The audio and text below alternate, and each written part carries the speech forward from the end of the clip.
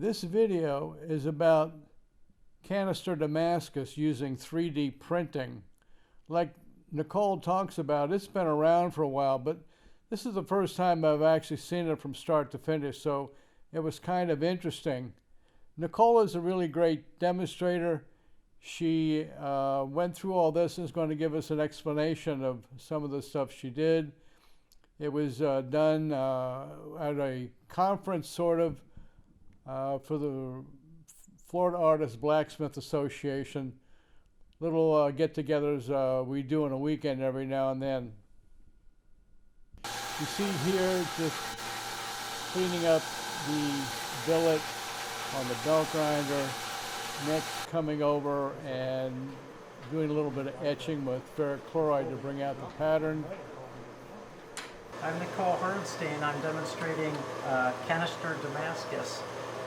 We're taking different powders that contain, on one hand, some let's find it, some nickel, and that results ultimately in a light-colored steel, and then 1095 powder that doesn't have nickel. And when you etch these things with ferric chloride, you can get dark and light in the steel, and that translates, when you have a suitable pattern to start with, into a final piece of steel that has different patterns in it. Now, I don't know if I have examples. Thank you.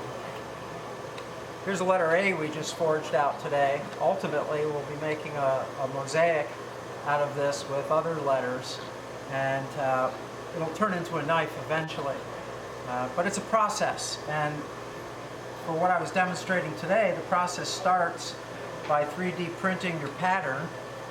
And this is polylactic acid filament, and it prints up nicely. You put it in a can, and you fill the can with the two different colored powder metals. That's the essence of what we're doing. Small details: the can has a release. We use, in this case, whiteout. And for anyone that hasn't seen this before, this isn't new. It's been around for a number of years, and there are plenty of people who have done this in the past. So you can look it up, and these videos are on YouTube in addition to this one. So first thing you did was print on your 3D printer? So the 3D printer is a standard filament printer. The filament sits up here. You can get a kilogram roll of filament pretty inexpensively, ballpark $20, and you can print virtually anything you can draw, or there are files out in the public domain too, and people download and print those as well. But if you can draw on a CAD program, you can make anything. For some reason today, I've printed yet another multiple of the letter B, so really the sky's the limit. If you can draw it, you can print it. So here's your can after... That was Steve's can. But this is an example of a can that contained the internal billet.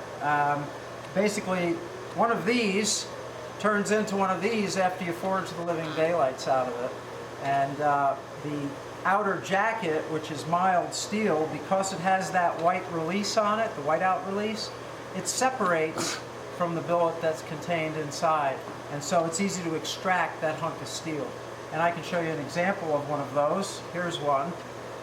This was a letter that I forged. It's the letter F. Hard to see, it hasn't been etched, but there's a reasonably well-defined letter F in there.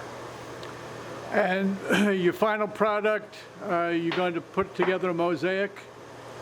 Yeah, the plan, and we'll see how this goes, is to print the letters for our organization, Florida Artists Blacksmith Association. And we're going to put that together into its own pattern where we combine the four letters. That will become another hunk of steel, which ultimately will find its way into the piece of steel that becomes a knife. So this is a step-by-step, pretty lengthy process of creating the bits and pieces you need, putting them together, and then ultimately crafting your final object, which in this case is likely to be a knife. Terrific. Nicole, thank you very much. You're welcome.